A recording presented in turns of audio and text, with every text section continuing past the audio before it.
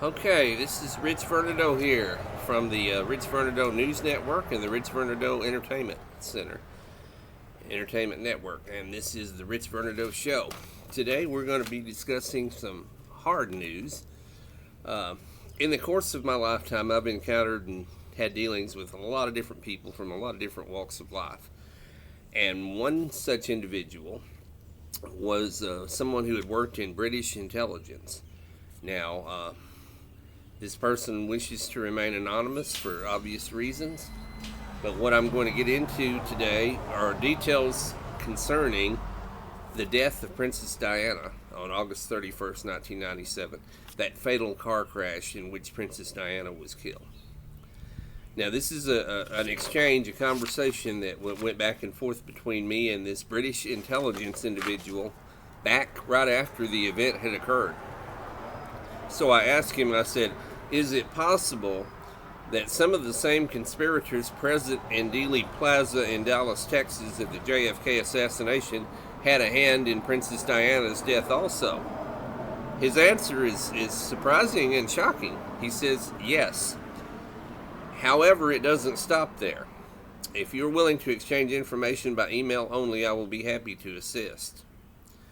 Remember Ron Brown, one-time partner of Al Fayed, Harriman, Khashoggi, Werble, George de Morenchild, and a lot more documented. Some were documented as working together in the 60s with the agency. Of course, we all know the agency is the CIA. Example, Brown had helped raise funds for Bill Clinton's re-election campaign and was supported by Pamela Harriman, who won a post as U.S. ambassador to France for her trouble. A scandal arose when Miss Harriman lost her part of her fortune in the BCCI bank crash. The U.S. ambassador to France, Pamela Harriman, died in a swimming pool accident in the Ritz Hotel in Paris. The man in charge of Ritz security, who handled all of the embarrassing details of the ambassador's death, was the security manager, Henri Paul. The FBI for financial dealings investigated Ron Brown in 1995. He died in the crash of a U.S. military aircraft in Croatia. Less than a year after this investigation, many say under suspicious circumstances. The affair was strikingly similar to Diana's death. Henri Paul was to die when he was asked to drive Princess Diana and Dodi on that fateful night. Kennedy was the start of a long line, the Kennedy assassination. And the gentleman goes on to say, I can provide most of the story plus the background to what happened. Everything I say is known facts. However, I need help with research on the American side. So then this is what he sends me. I correspond back with him. I said, I certainly agree with your facts and your chain of connections. Yes, I'll provide you with American details I can come up with. Keep in touch. He answers me back, this is a basic general outline of what happened on the night, August 31st, 1997. What tends to confuse people over the incident is the assumption that Diana was the primary target. She was not. Dodi was under surveillance prior to and during the incident. A passive British operation with permission of the French intelligence interceptions indicated he was intending to meet with his original girlfriend in Paris. However, before the meeting took place, his uncle warned him that the press may be interested in scrutinizing him and for him to stay with Diana. It is known that Dodi contacted Henri Paul, the Ritz deputy head of security, with instructions to cancel the appointment, explaining to the lady Dodi's predicament and to cover any expenses incurred by the woman. Henri Paul had an emergency fund to cover any such expenses. The so-called love affair could be considered one-sided. Even with the princess, Dodi had remained true to form by arranging to meet another girl in Paris.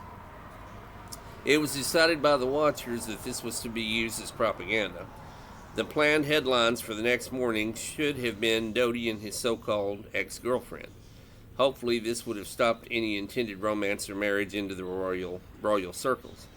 Selected foreign press were given a hint from someone that something like this was going to happen that night. That is, he was going to leave Diana for a few hours and visit his old but unfinished flame. The decoy car that is Diana's car was still in front of the Ritz Hotel that seemed to confirm what was about to happen with Diana staying at the Ritz. The French had granted permission to allow this addition to the surveillance operation. Patrick Riou, R-I-O-U, had been the French operation liaison officer 2 months prior to Lady Diana's death. Because of his rank and connections with the operation, he also initiated an investigation minutes after the car crash. Former coordinator of the French-Spanish anti-terrorist group. He was chosen because of recent experience with the British during a joint security venture not connected with the incident. Note, when the Mercedes was supposedly stolen for its computer system, it was stolen to be fitted for an electronic listing device. However, the system that was inserted was too powerful for the car computer card and damaged the system. It had to be left to be reported as another stolen car. Also, after the incident, the Mercedes inspectors could not be allowed to see it. After the crash, Princess Diana was considered in shock but stable. It was worse than expected, as everyone was to find out. The French thought it was an assassination attempt or an accident caused by the British, who had overstepped the initial specifications of the operation without informing the French. It was decided that they wanted none of it on French soil. Politically, it was agreed that the best answer was that the RAF Medvac fly Diana back to London. She was being treated in the ambulance en route to one Paris airport. There was no hurry, as the plane would take time to get there and the doctors could treat her better at slow speeds. However, things turned bad and they had to head for the hospital. This is the very basics about the crash. It's best to know these basics. Please excuse me if the information is common knowledge to you. I've left it basic so it remains not admissible at present. What was not anticipated was the third-party involvement. This leads to Al Fayed's past and some of his connections, starting with the Intrabank and the Casino de Lebanon, Haiti, possible cocaine, and the French heroin connection. They have a number of names of people he possibly had contact with. They're mainly American or French criminals and politicians. As you can imagine, the full story will need a lot of research. I'd like the assistance of someone with experience. Now, various things came up that sidetracked this gentleman, and I got busy with various projects as well. So, this investigation was never completed or finished, to my knowledge, by him or on my side by me.